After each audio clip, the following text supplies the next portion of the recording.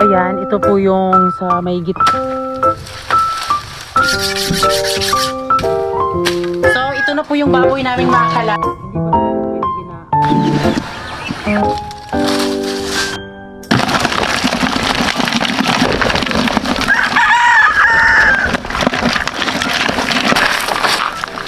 Hindi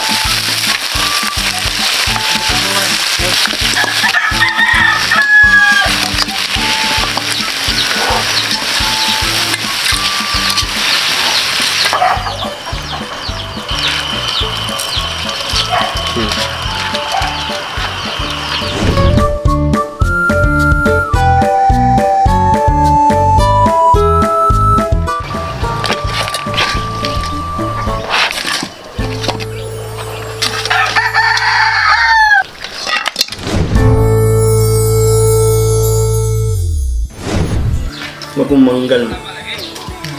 Tiba-tiba ito kabindas ko. ikaon nga ka ng suga-suga ito nga dili makaon sa to ha.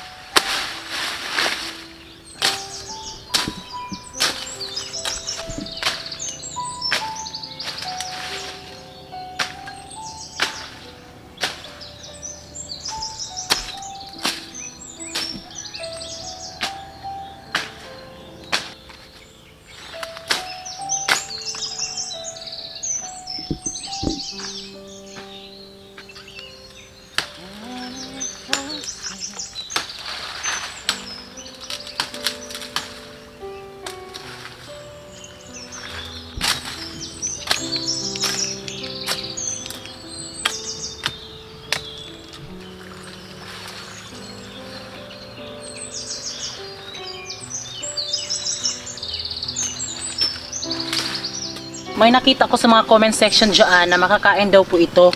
Pero hindi pa din ko naman na-try. Mura butong ko. Sabi nila makain daw yan. Kakain ko na yan. Oo, hindi na. Mura na butong.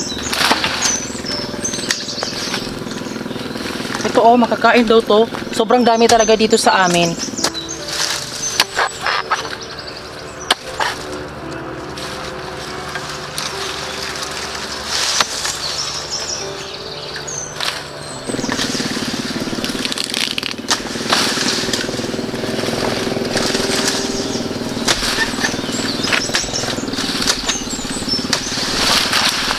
Ngayon sila mag-harvest daw.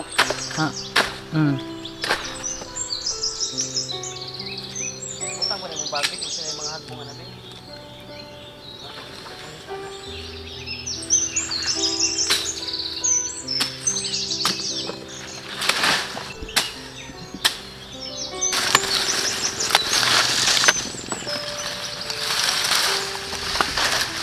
So yun mga kalab, dahil natapos na po yung sa gilid ng pamerta mga kalab na kinukuhaan ko talaga ng mga damo-damo mga kalab para yung mga dumadaan dito ay makikita din natin mga kalab, no? Kasi alam niyo sa panahon ngayon na napaka-krisis talaga at kailangan talaga sa mga tao ngayon na maghahanap buhay talaga. Kailangan talaga maghahanap buhay para makaroon din ng pera mga tao ngayon kasi alam niyo sa panahon ngayon talaga.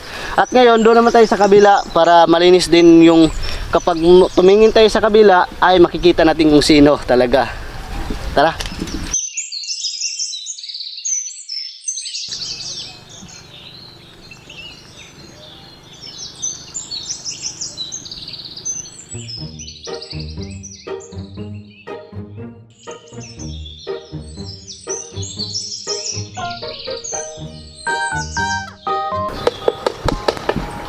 So yun mga kalab, habang ako'y naglalampas mga kalab sa aming area mga kalab, yung mga bangus naman mga alaga natin ay nadumuduol.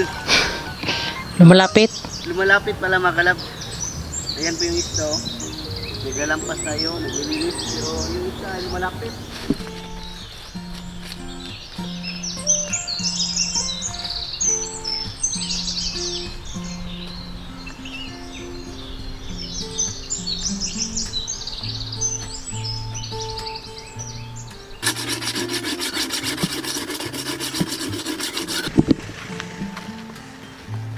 So tignan niyo po yung mga bangus, naglalangoy-langoy sila. Kaya pala sila lumalapit dahil sabi kasi ni Uncle Nistro, parang nakasanayan nila na pag may pumupukpuk-pukpuk, lumalapit talaga sila. Diba si Francis naglalampas siya, so parang pinupukpuk niya na din, kaya lumalapit sila. Ayan. Pero kami nagpapakain talaga sa mga bangus, doon talaga sa Pamerta. Nagulat ang talaga kami, sinundan kami dito. Sa nagsasabi mga kalab na lagyan daw namin ng lumot, so sa Bisaya pa tamnan, pero dito talaga sa amin makalabay, try na talaga dito sa caretaker makalab na naglalagay talaga sila ng mga lumot, nagtatanim. Pero hindi pa rin umipik kasi madami talagang mga banisil dito makalab. Tignan nyo. Bakita ba na? Oo, sobrang dami ng banisil. At alam nyo ba, sa badang dito kasi, parang hindi kasi siya nag-ano ng mga, bangus. So, sa mga ano lang po, trinay lang ho namin. At syempre, kung may ulam, ganyan. Parang ano lang din siya, parang flower lang siya sa fish pond namin ngayon. Dahil ang pinaka-main talaga na mas malakas dito ay yung crab, sugpo, hipon. Ganun po yung dapat ang nilalagay dito. Nag-observe kami kung okay ba siya. Maglagay sana kami ng lumot, pero sabi nga ng caretaker is hindi, naglagay na din sila pero kinakain na ang banisil. Alam namin kung ano yung mga ano dito sa fish pond dahil nagtagal na po kami ni Francis na ano ng fish pond. At siyempre makalab, kapag umaabot ng 2 buwan po, 1 buwan yung alagang bangus namin dito ay magpapakain din kami. Ang sinabi ni Papa, kahit walang lumot, ipapakain mo yan sa mga isda ay mga, yung mais talaga ba? Yung mais ay dudong agin lang. Tapos ay pabugnawin. Pagkatapos naman ay ipapakain mo. Sobrang taba daw yung mga isda. Oo. At doon din talaga sa fish pond namin, pinupukpuk-pukpuk talaga namin yung mga bangus kapag lumalapit sila.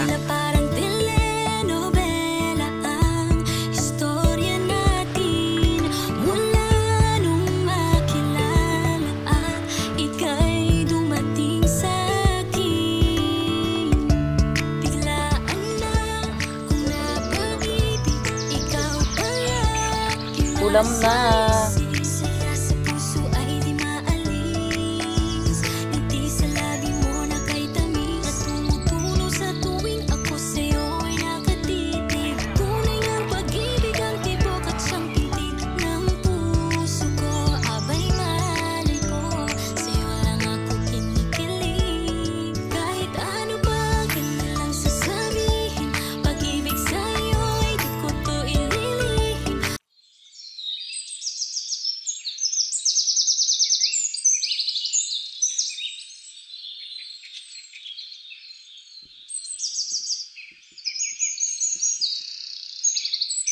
So ngayon mga kalab ay magpapakain tayo sa ating isda mga kalab kasi yung mga isda natin ay lumalapit talaga.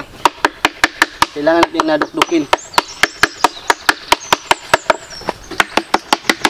Ayan, malapit na sila.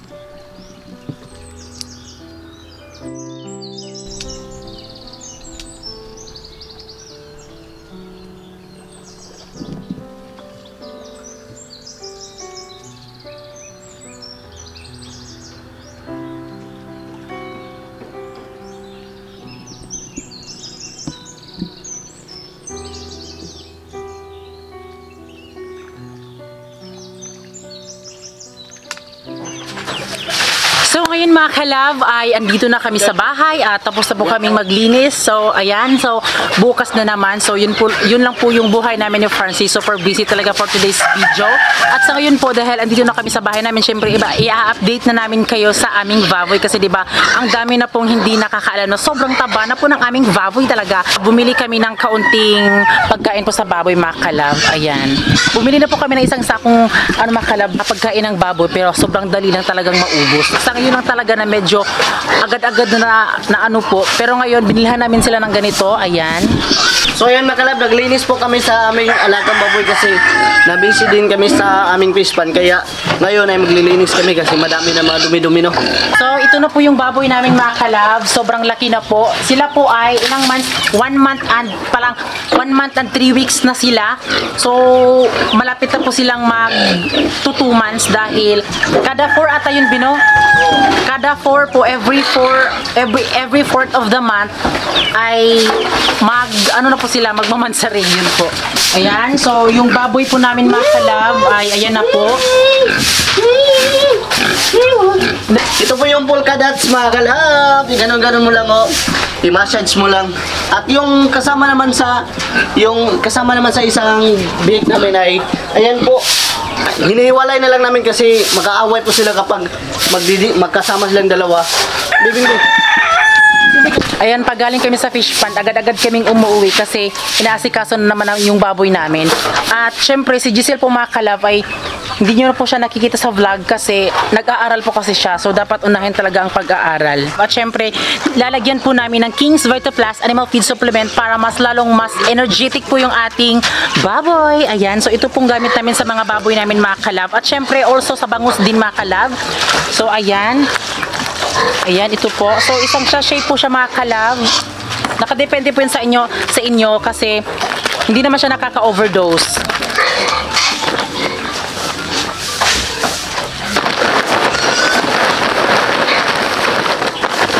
So ngayon mga kalab, dahil natapos na po yung paglinis, papakainin natin kasi napakainin yung ating alaga. Alam ninyo. May linagay na namin na mga King's VitaPlus. Ayan, dapat madami yung pagkain nila para mas mabusog sila, no? Busog ka, hugaw mo eh.